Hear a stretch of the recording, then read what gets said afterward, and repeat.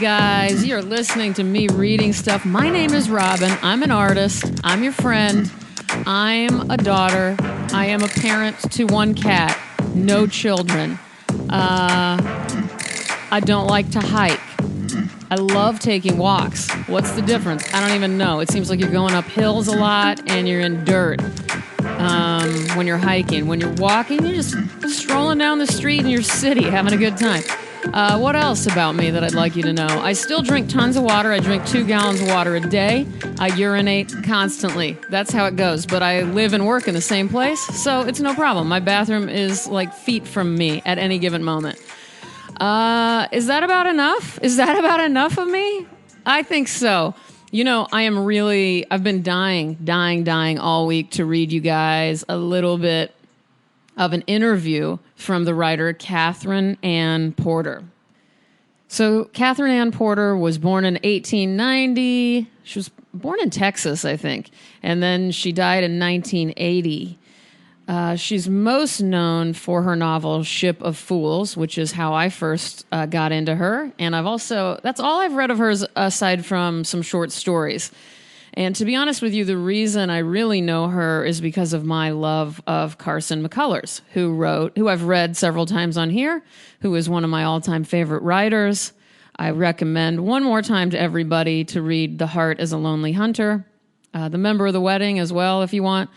Anyway, so Carson McCullers lusted after Katherine Anne Porter in a pretty serious way. She was always throwing herself before her with like a great deal of intensity. She would basically, Carson McCullers that is, would basically camp outside of Katherine Anne Porter's doors.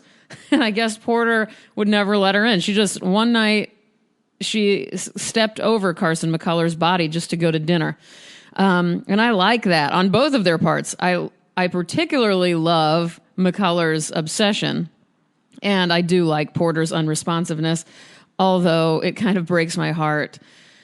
But when you research Katherine Anne Porter, I've read a lot about her, and you can see why someone would get preoccupied with her. She's a real badass, and I love this interview from a book called Writers at Work, the Paris Review Interviews. This is the second series, edited, of course, by George Plimpton. Let's see. This is a Viking Compass book. My copy is from 1963. I'm sure you can find this online. I'm not sure, but I'll put links to everything once I post this episode. You'll see that in the description. Let me start with a little introduction here. Katherine Anne Porter was born May 15th, 1890, at Indian Creek, Texas. She spent her early youth in Texas and Louisiana. I'm sorry for the redundancy, everyone. I know I already told you that. And received her education from small convent schools in that area. She began writing, she has said, almost as soon as she could put words on paper. I did not choose this vocation, and if I had any say in the matter, I would not have chosen it. Yet for this vocation, I was and am willing to live and die, and I consider very few other things of the slightest importance. All right. It has a really beautiful intro, just kind of setting the scene. So if you get this, you're going to like that. And by the way, the interviewer is Barbara Thompson. Here's an interviewer question. You were saying that you had never intended to make a career of writing. And here's Porter. I've never made a career of anything, not even of writing. I started out with nothing in the world but a kind of passion, a driving desire.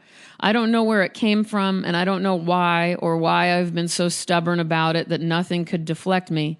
But this thing between me and my writing is the strongest bond I have ever had, stronger than any bond or any engagement with any human being or with any other work I've ever done.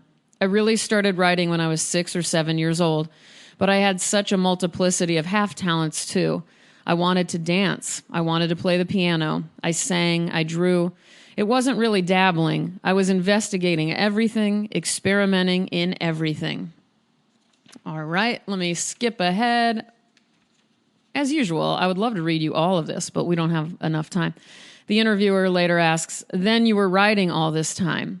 And my friends, my dear listeners, she was talking about how she was even an actress for a short time in movies and She did all sorts of other things, journalism. So that's why she's asking, were you writing the whole time? And Porter says, all this time I was writing no matter what else I was doing, no matter what I thought I was doing, in fact. I was living almost as instinctively as a little animal, but I realize now that all that time a part of me was getting ready to be an artist, that my mind was working even when I didn't know it and didn't care if it was working or not. It is my firm belief that all our lives we are preparing to be somebody or something, even if we don't do it consciously. And the time comes one morning when you wake up and you find that you have become irrevocably what you were preparing all this time to be. Lord, that could be a sticky moment if you had been doing the wrong things, something against your grain. And mind you, I know that can happen. I have no patience with this dreadful idea that whatever you have in you has to come out, that you can't suppress true talent. People can be destroyed. They can be bent, distorted, and completely crippled. To say that you can't destroy yourself is just as foolish as to say of a young man killed in war at 21 or 22 that that was his fate, that he wasn't going to have anything anyhow. I have a very firm belief that the life of no man can be explained in terms of his experiences, of what has happened to him, because in spite of all the poetry, all the philosophy to the contrary, we are not really masters of our fate. We don't really direct our lives unaided and unobstructed. Our being is subject to all the chances of life.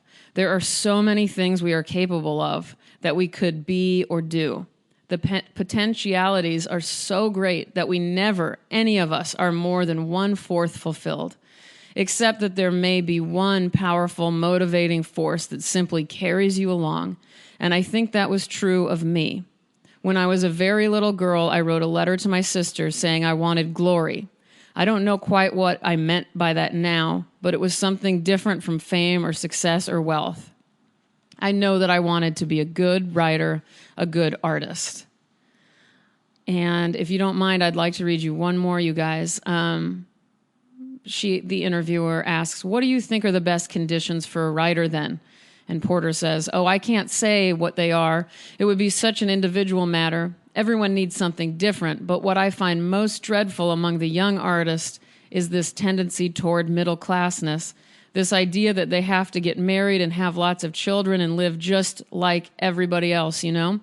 Now I'm all for human life, and I am all for marriage and children and all that sort of thing. But quite often you can't have that and do what you were supposed to do too. Art is a vocation as much as anything in the world. For the real artist, it's the most natural thing in the world, not as necessary as air and water, perhaps, but as food and water. But we really do lead almost a monastic life, you know. To follow it, you very often have to give up something. The interviewer says, but for the unproven artist, that's a very great act of faith. And Porter says, it is an act of faith. But one of the marks of a gift is to have courage of it. If they haven't got the courage, it's just too bad. They'll fail. Just as people with lack of courage in other vocations and walks of life fail. Courage is the first essential. And the interviewer says, in choosing a pattern of life compatible with the vocation, Porter says, the thing is not to follow a pattern. Follow your own pattern of feeling and thought. The thing is to accept your own life and not try to live somebody else's life. Look, the thumbprint is not like any other, and the thumbprint is what you must go by. And I will end there. I have so many people to thank. iTunes reviews. Obvious Breed blessed me and said they love my soothing voice. Well, Obvious Breed, I'm sure I love yours too, if only I had the chance to hear it. Olive M, who is clearly one of the sweetest people on earth, says that I ease her day by sharing my neurotic moments. Well, Olive M, there are plenty more where that came from, my dear. 125870994ST98W, and it goes on and on. This person says, the poems are the best, Robin is the best, this podcast is the best. Well, I say, your iTunes username is the best in all of its 75-character glory. And I'll further it and say, all of you are the best. Because anybody in this day and age who still takes the time to read, to consider others, and to care about all of these ancient art forms, anybody doing this is the best. We are in this together, people. Life is hard. Thoughtfulness is easy. Have a wonderful weekend, and I'll talk to you again on Monday. Goodbye.